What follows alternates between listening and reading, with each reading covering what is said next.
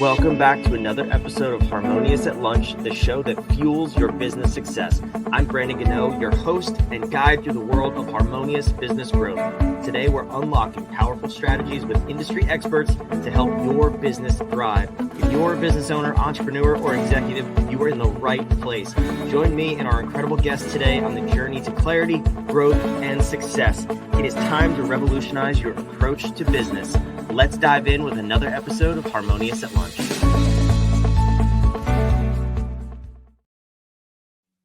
Welcome back. We got some more bite-sized business advice for you today, and it's going to be a fun conversation, I think. We're talking about brand differentiation, but not the normal way, I don't think. We're going to dive in to really unpack what we're talking about here. It's a different sort of marketing conversation. I have a very special guest with us today, Barry LaBov. So before we go any further, Barry, welcome to the show. Brandon, I'm a big fan. I thank you for allowing me to join you today. I think we're going to have a lot of fun, and I say let's just go for it. Let's do it. I love meeting fans, Barry. I will sign an autograph after the recording, but for now, let's focus on you. I appreciate you being here. So we're talking about marketing, talking about brand differentiation. We were talking a little bit before the recording, and there's human element to it that we also want to focus on today. So can you explain what's your take on brand differentiation?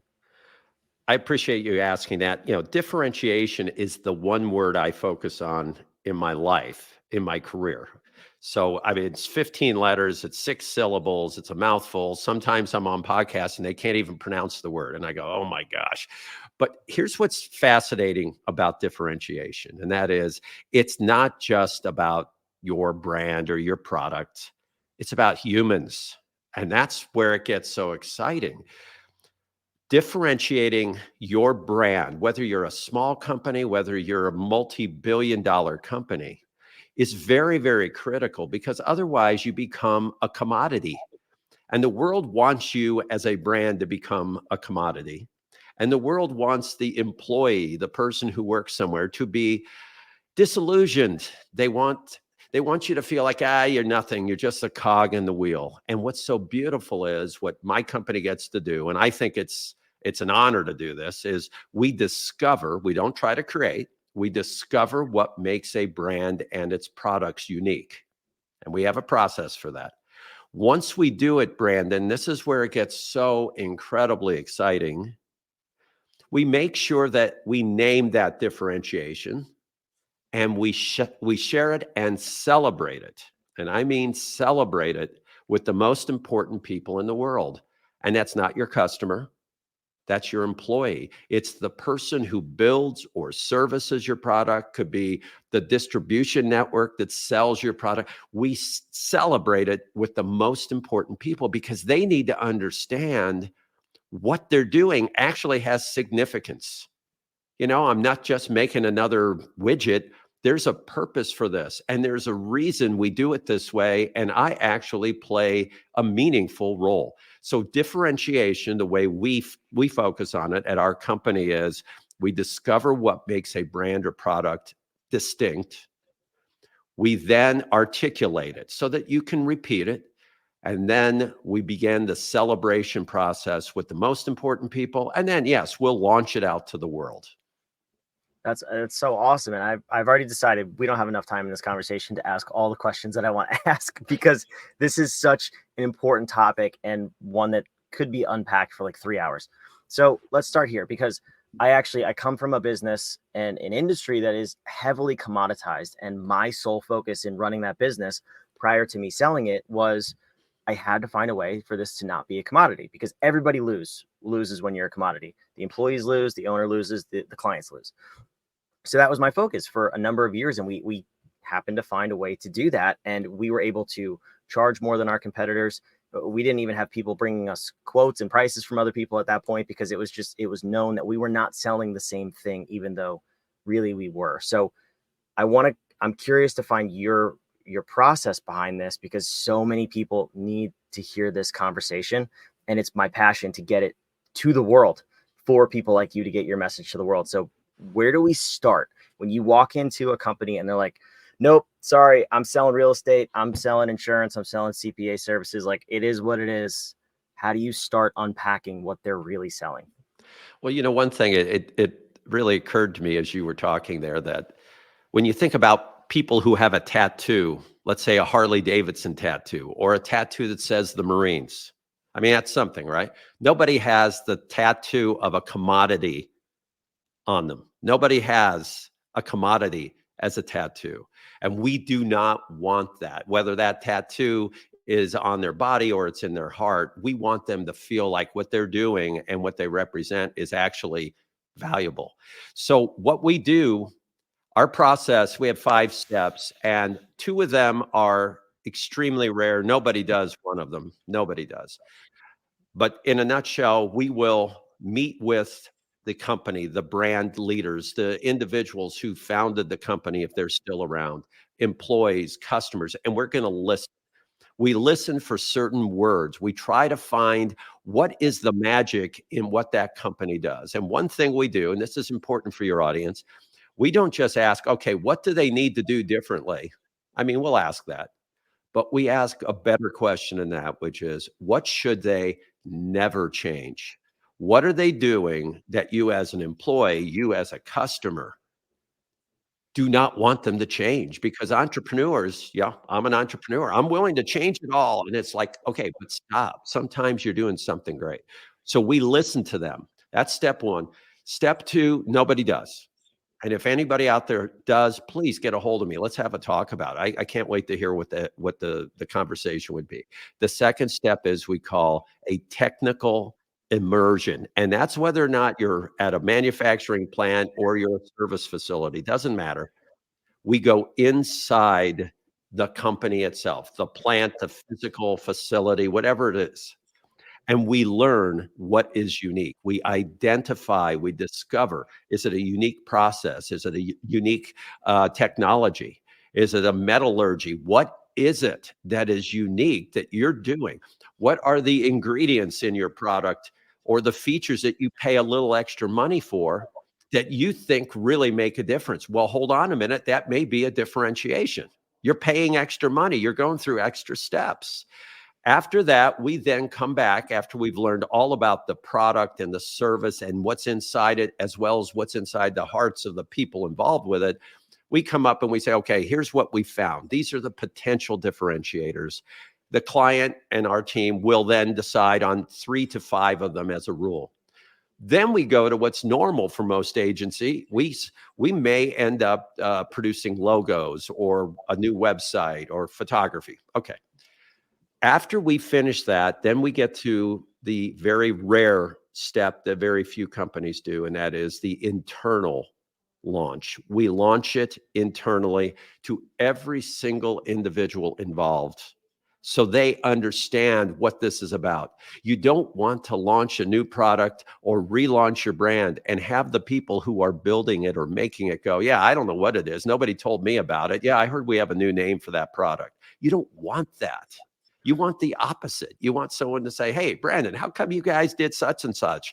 And let's say Brandon's a guy working on the line at a factory and he goes, oh, let me tell you about it. Here's what's really cool. Nobody does this. This is amazing. And you go, wow. So what we do is we go through those 5 steps. After we internally launch it, we launch it to the world. And that's how we do it. Big thing on the technical immersion for everybody listening is you have to understand you can be so close to your product or your service or your technology that you don't see what makes it unique. So either bring someone in who can help you with that or somehow start to view it from a different angle. It's so critical to identify those very, very few but incredibly important things that make you distinct.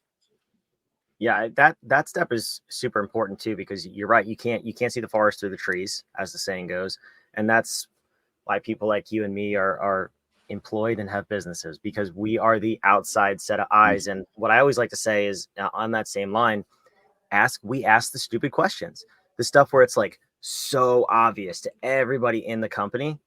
It's like, can you just tell me why you do that one more time? Because I Mhm. don't think I understood. And then the revelations start to come about, like, you know what, we probably could do it a faster way. Yeah, maybe we could. Let's try some things.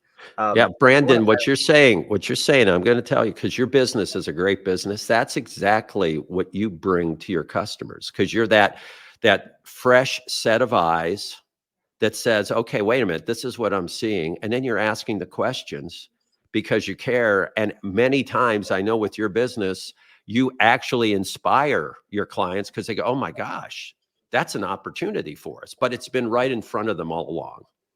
Yeah, no, it's a beautiful thing to have that second set of eyes, the outside set of eyes, if you will. But I want to talk about step 4 because I don't know a lot of people who do that step very well. And I was on a call last week, not a client call, just with insurance and of all things. And I asked a question and they were like, wait, where did you hear about that? It was on our website. I haven't heard anything about this product yet. And it happens all the time in big companies, small companies. I want to understand why we overlook that step first and foremost, and then also the benefits of having your employees and your team tied into the launch of this product. Like, what does that look like for the companies you consult with versus the people who get it wrong, like I just described? Well, I want to give credit to today's CEOs and COOs and CFOs because today's C-suite gets it. They actually value the employee because I think in part it's so hard to hold on to employees. It's tough. But when I started this process over 20 years ago, your question is right on target. The response from many of the leaders was, why am I going to waste my time shutting down the facility for an hour, 2 hours, and celebrating something? I want them to keep their heads down, take their $5 an hour, and get that project done. And that was a tough fight for our company. I mean, we had clients that said, we will absolutely not do that. Today, we have to think about it. There's the pressure to be commoditized if you're a brand or a product. There is also the pressure for the worker to feel like they're working for an evil empire or they're working for an incompetent boss, or a combination of both, evil and incompetent, which is a very interesting concept. Good combo. Yeah.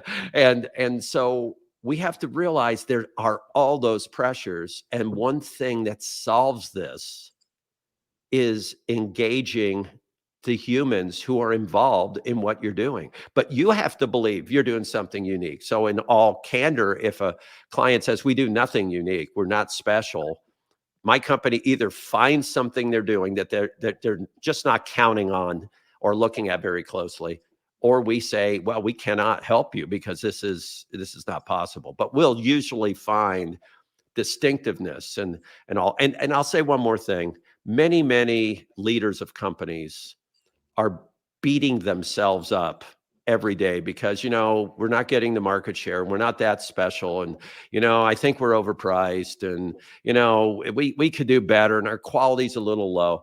And they get so beaten up. But again, being a fresh set of eyes like we are, we're telling them, now, wait a minute, I know you're beating yourself up, but your competitors are in the same position. They're having the same problems. So let's stop beating ourselves up and let's start looking at what we're doing that's unique and valuable. And that's what we focus on. It's inherently very, very positive and inspiring to do that.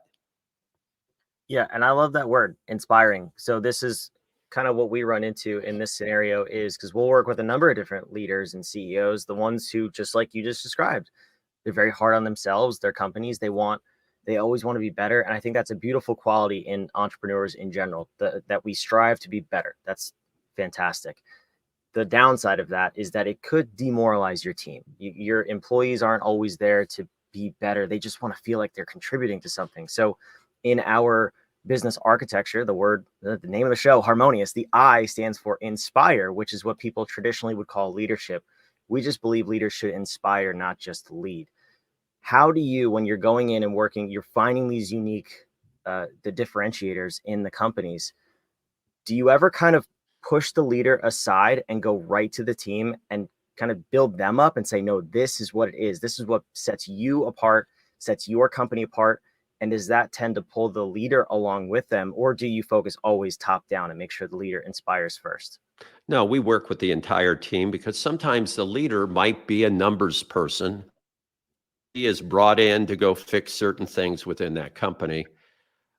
Many of the times, the leaders are taking on so much of the stress that they don't realize they're also emitting a lot of that stress, that people are feeling it from them. Very quick story. I worked with a very, very well-known automotive manufacturer. Their president called me up and he said, I need your genius. We're going to launch a new product. Morale is terrible. Our old product is horrible. I need you here now. I met with the leader. There was a particular car that they were going to discontinue and they were going to have a brand new model of it coming out. The internal organization at this very well-known manufacturer was very depressed. They were down. It was terrible. And I said to the leader, I said, this product that you want to replace, that you're discontinuing. He said, yeah, it's ugly. Nobody buys it. It's a terrible product. I said, okay, do you know what the number one product in that segment is? And it has been number one for the last 10 years. He said, no, I don't know. What competitor is it? I said, you don't have a competitor that's number one. You have been the number one product in your segment for almost 20 years. And he said, I didn't realize that. And I said, you've been beating yourself up and not realizing you have the number one product in the segment. Now, it's got some flaws. But I said, think about the feelings. And Brandon, think about this. His people went into work every day producing the number one product in its segment, and they felt like crap. They felt terrible. They felt like losers. And it's like, we got to turn this around and say, hold on a minute. We're going to come out with a new version of this, but this is the king of the segment. This is the leader. And you know what? We have made that the leader over these years. So we'll take this new product, which we believe will be better, and we'll do great. So we have to realize that many times that leader is taking this stuff on. And I try to help leaders like that. I wouldn't say I'm a leader whisperer, but I would say that I will really try to inspire leaders to understand that, hey, you're killing yourself, you're beating yourself up, but you're doing a lot of good things. And let's make sure your people understand that they're doing some really good things. Yeah. Beat yourself up in private, but don't take it out on your team, right? Right. If you can build them up, they can really carry the whole organization in most cases. So that's a powerful illustration. I'd love to get the inside scoop on what that company was. We won't put that on the air here because you probably have NDAs everywhere you look in your house from all the companies you've consulted with. Yeah. But Barry, no, this has been an awesome conversation. I put your website on the screen here. You are an author. You have a book. Tell us a little bit about what we can find on your website for the listener. My book is called The Power of Differentiation. And just like we've been speaking here, its subtitle is Win Hearts, Minds, and Market Share. And that's the order that we look at it. Win hearts, minds, and market share. So the book is featured on the site. You can ask for information on it. It's soon to be released. Depending on when this podcast is out, it may be out on Amazon by that time anyway.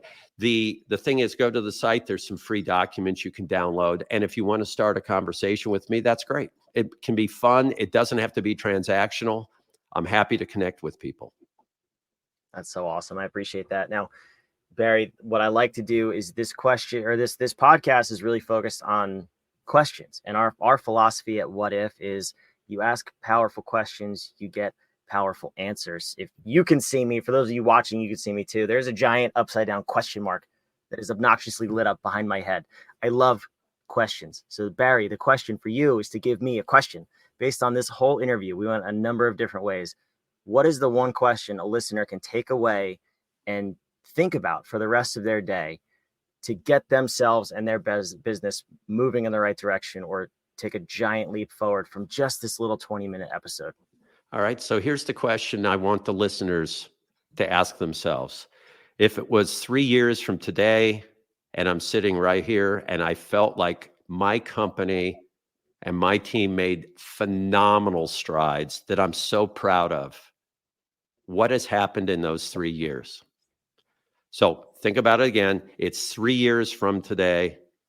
You're looking back. What have we done that has made this so successful that I'm so proud of? And some of it could be statistical. Some of it could be cultural. Some of it could be new products, new clients. What has happened that you now, 3 years from today, are so proud of yourself and your team? That's an amazing question. Barry, thank you for that. Thank you for this whole interview. This is fantastic. Brandon, you're fantastic yourself. You and team are doing great work out there. Congratulations.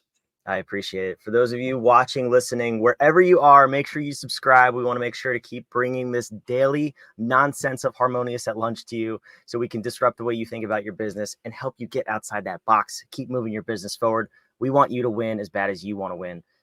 We'll see you on the next episode of Harmonious at Lunch.